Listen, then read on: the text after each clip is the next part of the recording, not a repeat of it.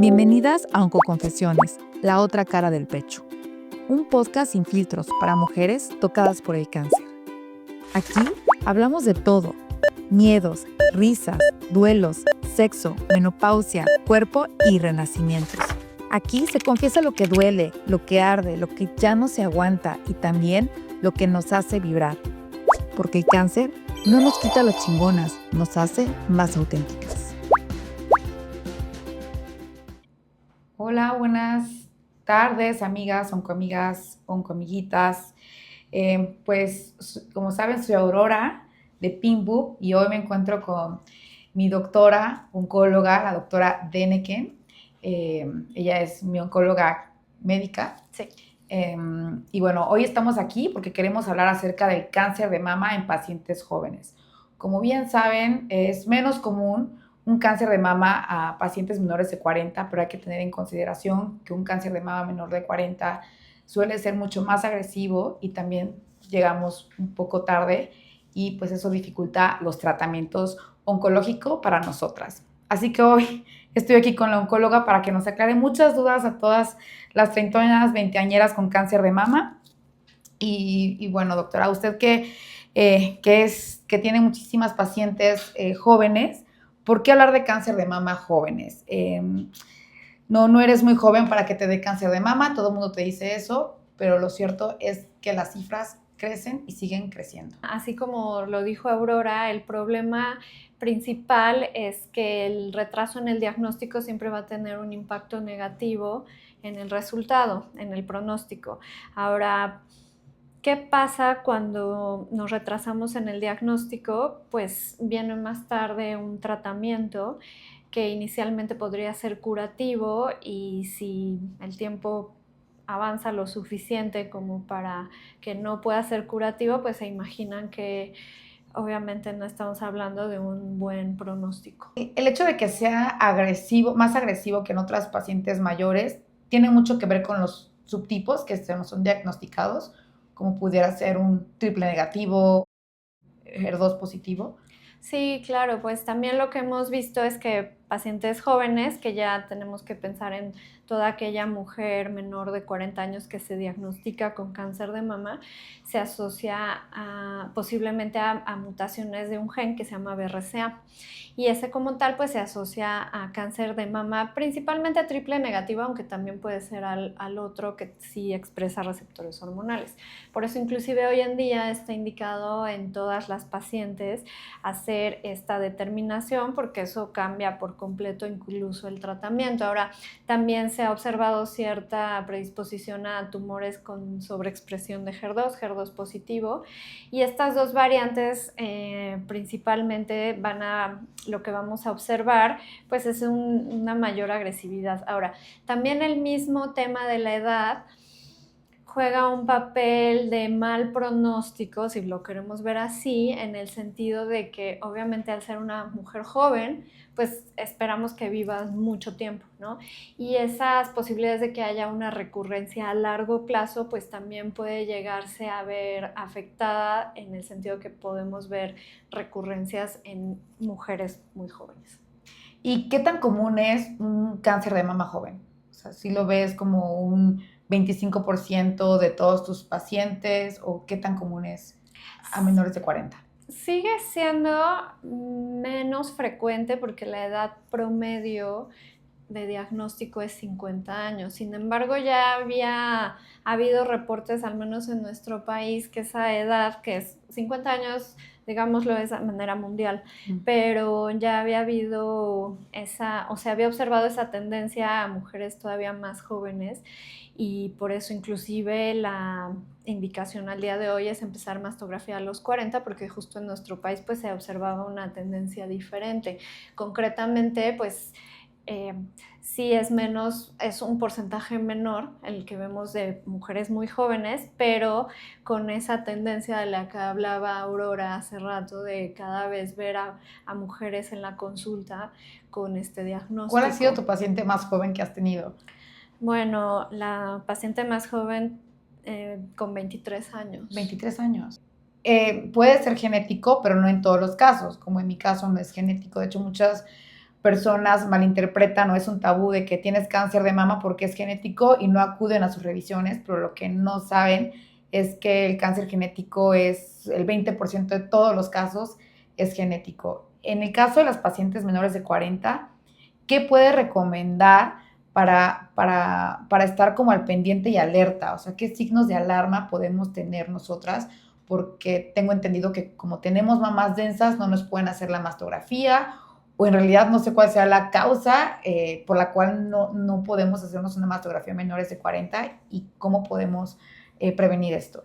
Claramente Aurora está súper empapada en el tema y justo por eso sabe que las mastografías en mujeres menores de 40 años a veces no aportan toda la información suficiente por eso, porque es un tejido denso y en ocasiones vamos a tener que complementarlo ya sea con ultrasonido y en pacientes que tienen un muy alto riesgo, sobre todo en aquellas que sí es una tendencia genética, o sea, hereditaria, en ellas tenemos que pedir resonancia magnética y vamos a buscar que sea mucho antes del primer caso diagnosticado en la familia. Como mencionaba Aurora, pues no todos los casos van a ser hereditarios, de hecho son menos de 10% y justo lo que vemos es una tendencia en la cual varias personas en la familia tienen cáncer, ¿no? Abuelos, papás, tíos, primos y diferentes tipos de cáncer. Entonces eso es lo primero que tiene que alertarnos al médico, claramente, ¿no? Entonces esa alerta, es decir, esa información, pues debería de venir, aquí va a ser un comercial, pues desde la educación en la universidad. Pocas universidades al día de hoy incluyen la materia de oncología como de las de currículum, ¿no? Y quedan como solo optativas cuando debería de ser una prioridad. Entonces, bueno, claramente tenemos que identificar primero aquellas mujeres que están en un riesgo alto.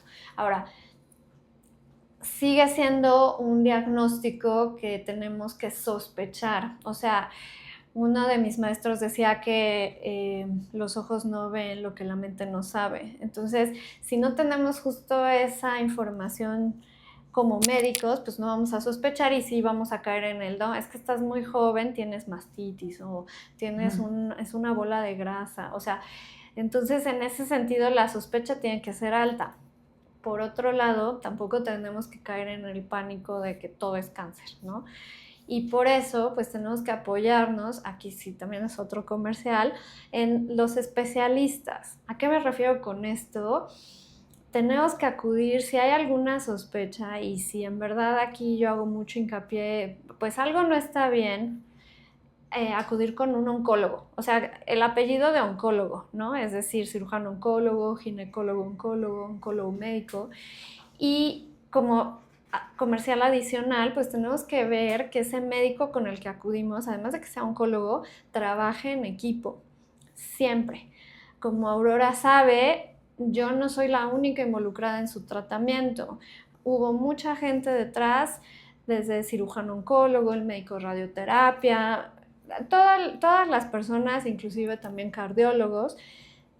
Todas estamos buscando la seguridad y sobre todo el resultado clínico de curación, ¿no? Entonces, en ese sentido, al haber una sospecha, pues tienen ustedes que acudir con ese especialista y si ustedes no están convencidas inclusive de que fueron con el ginecólogo y porque ustedes notaron algo durante una exploración y no se quedan convencidos, pues hay que buscar una segunda opinión y sobre todo que sea por un especialista, ¿no? Entonces, en resumen, obviamente, estudios de pesquisa como tal o de escrutinio como se llaman, que es la mastografía que vamos a empezar a los 40, pues no está recomendado para toda la población porque sigue siendo algo que vamos a ver más a partir de los 40 años. Dicho esto, ya en el contexto de una mujer muy joven con muchos antecedentes tendría que ser resonancia, pero pues tendríamos que pensar que esa paciente ya estaría hasta como digamos captada por un genetista o por un oncólogo médico. En el caso de una persona sin ningún antecedente en la familia que tiene por exploración física que se nota esa alteración, sí hay que llegar al fondo de eso, es decir, hacerse un estudio adecuado, ya sea mastografía complementada con ultrasonido, y si vemos que eso no nos aporta suficiente información, pues entonces una resonancia magnética. Y otro de los mitos que me gustaría desmentir con usted es acerca de si el cáncer de mama duele, ¿no? Porque todo el mundo me dice, pero te dolía. Y yo, no, no me dolía, ¿no? Incluso tengo muchas oncoamigas treintonas, veinteañeras, que han llegado muy tarde porque su tumor es imperceptible al tacto, ¿no? Entonces, en ese sentido, ellos se los diagnosticaron a través de un ultrasonido mamario en sus revisiones anuales con su ginecólogo. También es posible verlo en un ultrasonido. Si supongamos que es una mujer de 33 años, tengo un tumor y que no es perceptible al tacto. A través de un ultrasonido mamario se podría ver. Se tendría que ver si ya tiene un tamaño suficiente y además las características en el ultrasonido también podrían sugerir algo de malignidad, ¿no? Lo más común justo en mujeres jóvenes es que como si no hay ninguna manifestación, pues es difícil que se haga algún estudio. Más bien lo que sucede es que durante una exploración, que se recomienda hacerse una vez al mes a partir de los 18 años, que noten una alteración y obviamente pues que, o sea, una bolita. También algo que tienen que estar conscientes que no es normal es la salida de nada, de líquido, o sea, eso se llama telorrea, especialmente si es solo de un lado. No siempre es cáncer, pero no es normal. Y tampoco es normal si hubiera sangre, ¿no? En esa secreción. Entonces eso, inclusive aunque no siempre se asocia a cáncer una salida de sangre a través del pezón, sí se tiene que explorar esa posibilidad y hacer biopsia y descartarlo por completo, ¿no? Entonces esos serían como los datos en los que yo sugeriría acudir con un especialista, ¿no? Es decir, la autodetección de un tumor, la salida de material a través del pezón, especialmente si es sangre, aunque ya dijimos que no es normal, salvo en la lactancia, que salga nada del pezón. ¿Sí? Entonces, esos son los signos que hay que vigilar, chicas, por favor. Y entonces usted recomienda que se hagan un estudio genético si tuvieron mamá, abuela con cáncer de mama, porque tengo muchas amigas que dicen, es que mi mamá tuvo cáncer o mi abuela falleció de cáncer de mama, pero nunca supieron si era genético o no. Se puede prevenir, pues voy ahorita al genetista y que me haga mis estudios de genética. ¿Lo recomienda? A veces es difícil, sobre todo porque, bueno, si nosotros tenemos criterios para sospechar en un cáncer hereditario. Primero es que varias líneas familiares estén afectadas. ¿Qué quiere decir? Que sea abuelos, padres, hijos, o sea, no se salta ninguna generación. También tenemos que pensar que son diferentes tipos de tumores. Por ejemplo, para el más prevalente, o sea, el más común, que es BRCA, pues vamos a ver que hay familia con cáncer de mama, cáncer de ovario, puede haber cáncer de próstata. Y otra característica muy importante para que la sospecha sea alta es que son pacientes jóvenes, ¿no? Entonces, aquí, respondiendo a la pregunta, puede ser que en la familia hubiera una mujer que se diagnosticó, la abuelita. Concretamente les voy a poner mi caso, ¿no? Mi abuela murió de cáncer de ovario a los 80 años y mi mamá tuvo cáncer de recto a los 60 años. Entonces, ahí dirían, bueno, entonces tú te tienes que hacer yo Suratzidene, que en algún estudio genético, estrictamente no. Sí, por ejemplo, modifica mi conducta con respecto a la realización de colonoscopía, que ese es otro tema, pero propiamente ese patrón de herencia no queda tan claro, sobre todo porque no hay nadie más que esas dos personas en mi familia. Sin embargo, por eso es que no hay que caer en pánico. Yo creo que si hay varias personas afectadas en la familia y ustedes detectan algo, bueno, habría que ir de inmediato al médico. Pero sobre todo, justo transmitirle esa información a su médico de primer contacto y que se determine si vale la pena justo hacer una prueba genética o que sea valorado por un genetista. Ok, muchas gracias, doctora. Y ahora me quiero cambiar un poco de tema en cómo se aborda el tema de los tratamientos a las pacientes jóvenes. O sea, los tipos de tratamientos que usted ofrece a los pacientes jóvenes, que pudiera ser quimioterapia, radiación hormonal, ¿es igual a otra paciente pues mayor? Sí y no. ¿Por qué sí y no? Justo creo que hoy en día pasa mucho que se minimiza el impacto de un diagnóstico así en una mujer joven, sobre todo también en la cuestión de reproductiva, ¿no? Y también pues de una menopausia prematura. Entonces, por eso es que también tenemos que eso tenerlo muy en cuenta. Ustedes se van a topar y por eso también tienen que elegir bien pues su equipo, si es que llegan a este diagnóstico, porque ese equipo pues tiene que estar alineado también con esto. ¿En qué sentido? A mujeres tan jóvenes yo no quisiera que tengan una menopausia prematura, ¿no? ¿Por qué? Porque eso significa no solo todas las molestias propias de la menopausia, como bochornos, cambios de humor, etcétera, sino también pues lo que significa a nivel de salud ósea, salud cardiovascular.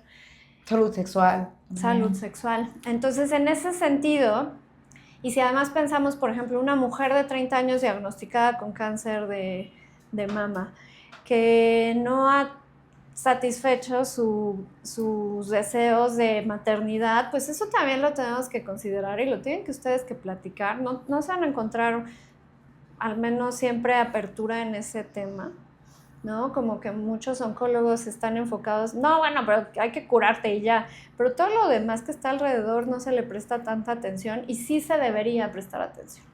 Y después de la salud reproductiva, o más bien este deseo reproductivo que puede ser que no haya estado completo, o sea, puede ser que a los 30 años una mujer me diga, no me interesa tener hijos, no quiero tener hijos, entonces ya.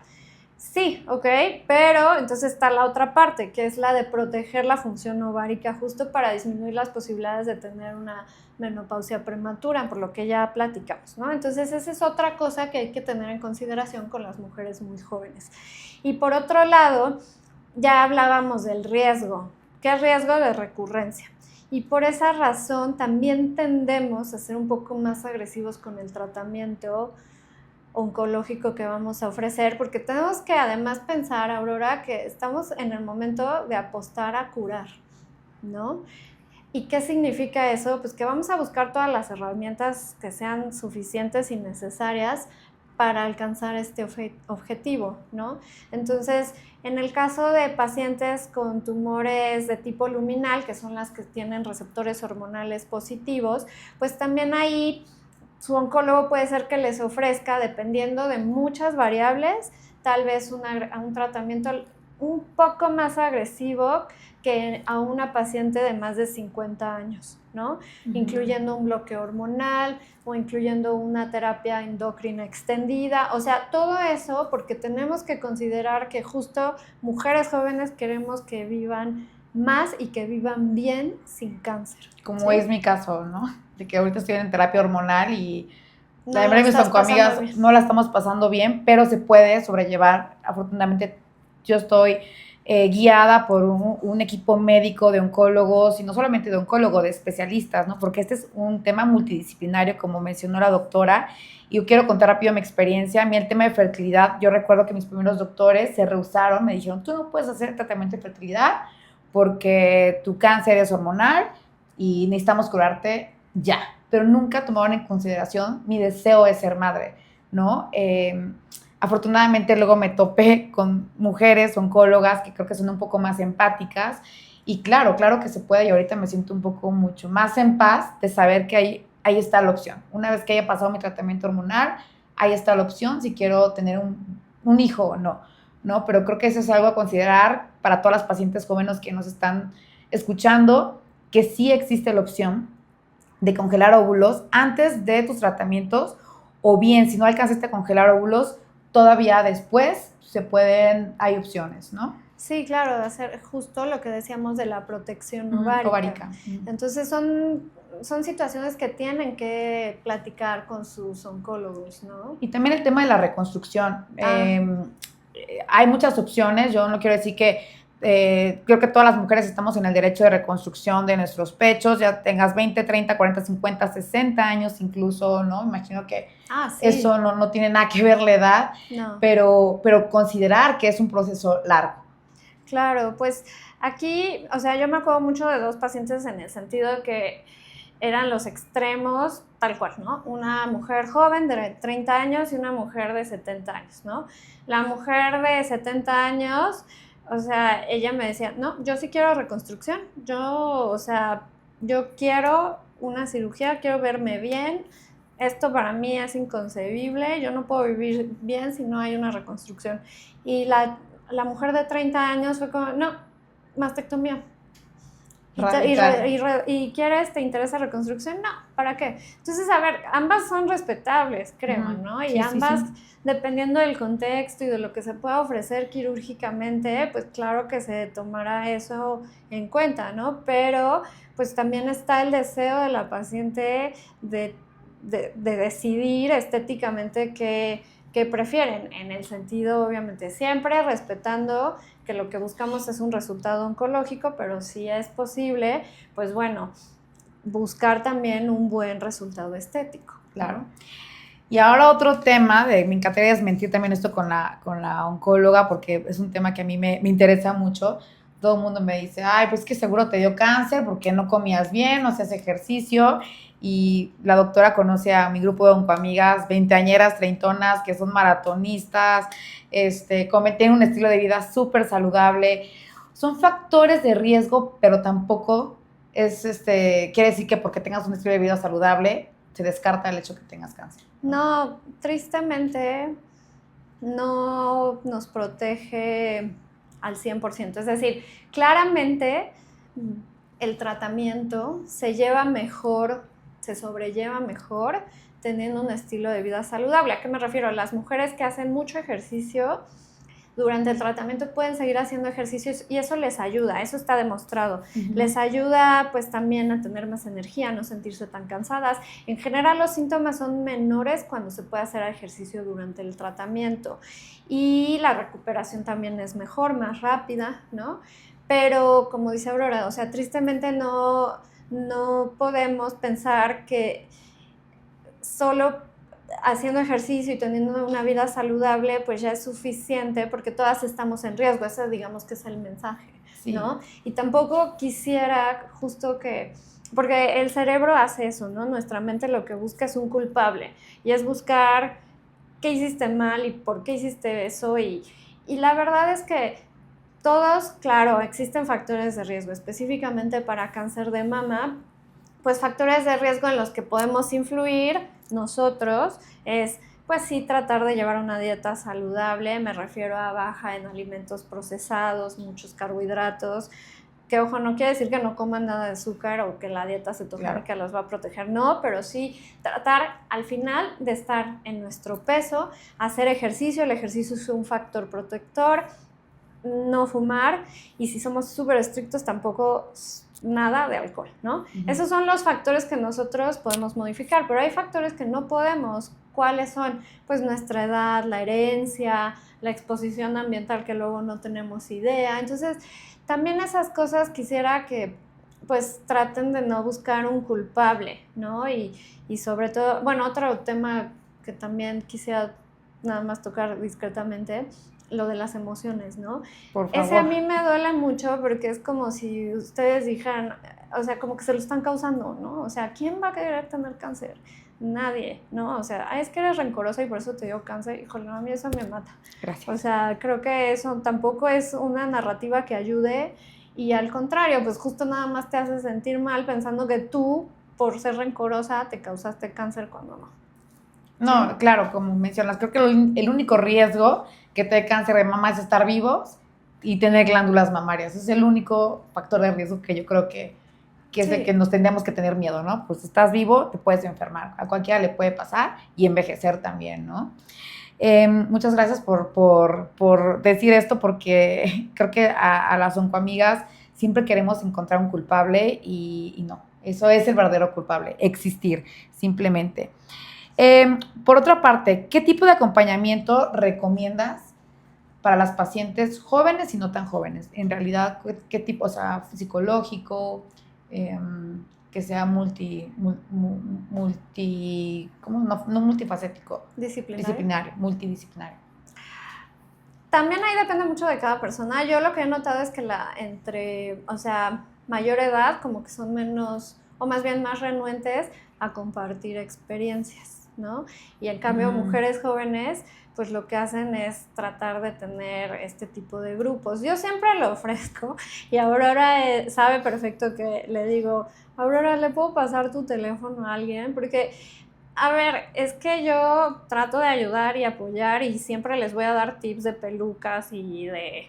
El casco frío. Ajá, y el microblading. O sea, todas esas cosas que yo sé que también van a ayudar positivamente, pero pues yo no lo estoy viviendo y tal vez todas esas cosas que yo no estoy viviendo, tener la experiencia de alguien más, pues es un poco hasta de desahogo simplemente, ¿no? A decir, bueno, ella también lo sabe qué está pasando porque ya lo vivió, entonces esa comunicación es diferente. Entonces yo promuevo mucho eso, pero siempre depende de la personalidad. Y creo que estos grupos que ustedes mismas crean, tienen esa intención como de cobijar, ¿no? Y de decir, y vente y yo sé de lo que estás hablando, sé lo que estás sufriendo, vente, ¿no? Vamos por el oncochisme, por unos oncodrinks con suero, que es lo que solemos hacer. Entonces, eso es lo que, de entrada, ¿no? También valorar un apoyo psicológico, si hay un punto en el que se siente demasiado pues sobrecogido, o sea, como que es demasiado, pues incluso valorar el apoyo farmacológico, que eso tampoco hay que tenerle miedo, ¿no? Es decir, ay, voy a estar para siempre con un antidepresivo, pues no es para siempre, es mientras se necesite. Los medicamentos están ahí para que los usemos el tiempo necesario y nos ayuden a pasar un bache, ¿no? O sea, no hay que verlo así ¿para qué verlo de esa manera negativa, ¿no? Cuando están, pues, ahí para algo. Yo también algo que le quisiera decir a las oncoamigas es que no tengan miedo a preguntar a sus oncólogos. Lo que yo he observado mucho en los grupos es que siempre tienen pena, yo también me incluía, preguntar, me siento deprimida, me siento triste, me siento baja de líbido, tengo miedo a la recurrencia, tengo miedo al tema del embarazo, ¿no? Siempre los oncólogos van a saber responderte sin pena, sin miedo, hagan ese tipo de preguntas. Y por último, ¿qué mensaje le darías a una oncoamiga joven que nos está escuchando y que acaba de ser recién diagnosticada? Es normal sentirse abrumada y también quisiera transmitir que se permitan sentirse mal, o sea, tristes, angustiadas, o sea, porque también esta cultura en la que, no, tú puedes y tú tienes que estar feliz y no llores y no, porque no está padre recibir este diagnóstico.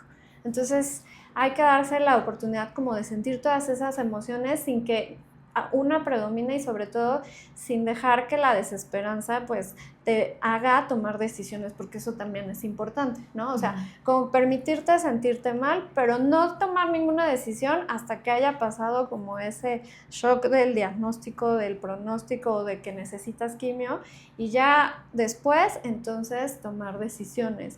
Y sobre todo eso, hay opciones de tratamiento, siempre tenemos que pensar qué es lo que tenemos que hacer y dejar, digamos, llevar ese proceso siempre acompañados de amigas, siempre acompañados de sus médicos, siempre preguntando, siempre estando curiosos, pero confiando en que pues obviamente hay cosas que hacer, ¿no? Entonces eso también es muy importante. Muchas gracias, doctora, y yo te quiero dar las gracias por estar siempre a mi lado y no solamente apoyarme a mí, sino también a mi familia y a mi pareja. Muchas gracias. No, doctora. Yo voy a llorar aquí. Gracias. Pues lo que necesites y eso también tiene que ser súper importante. Ustedes, pues la relación, el vínculo que generan con su oncólogo es importante porque necesitan confiar en esa persona. Sí, no solo profesional, sino también empático, 100%. Sí, muchas busquen gracias. buenos doctores, pero que sean buenas personas. Sí. Chidas. Gracias.